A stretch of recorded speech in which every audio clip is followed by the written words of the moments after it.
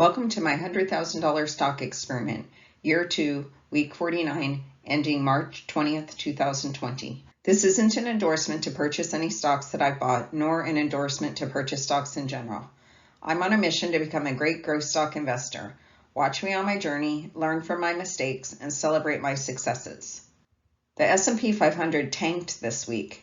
It was down 15%. Last week it closed at 27.11, and this week it closed at 23.04. Over at number 1, the part that's most concerning to me is this high to the low swing each day.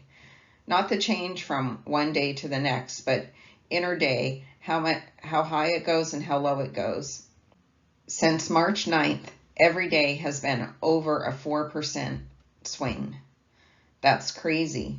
Typically, this index has a swing of less than 1% a day.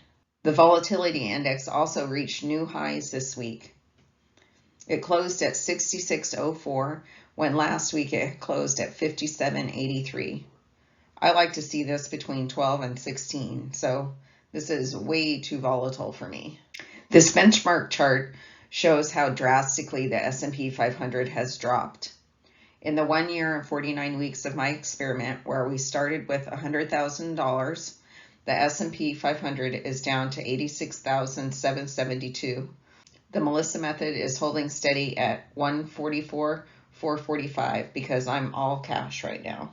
Year to date, the S&P 500 has dropped 28.7% versus 2.5% drop for the Melisa Method, shown in the purple. My experiment I started on April 13, 2018, and during that time, the S&P 500 has gone down 13.2% versus the Melisa Method, which is up 44.3%.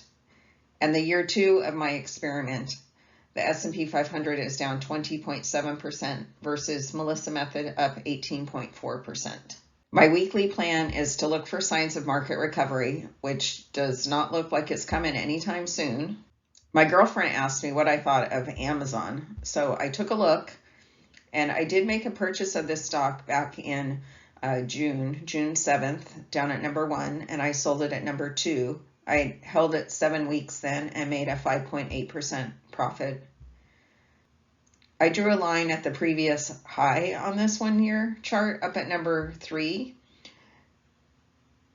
And it did pop above that recently and held above it for about 2 weeks, but then it dropped down.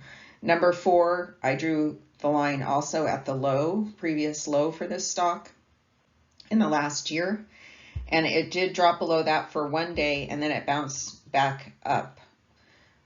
But the part that concerns me the most at number 5 is just the length of these bars. The high to low range for each day, I would get stopped out of this stock with my rules. There's nothing really here that makes me want to buy this stock. Thanks for watching. Keep an eye out for my next episode, or better yet, subscribe to my channel, The Melisa Method. Don't forget to hit the bell if you want an alert when I post a new episode.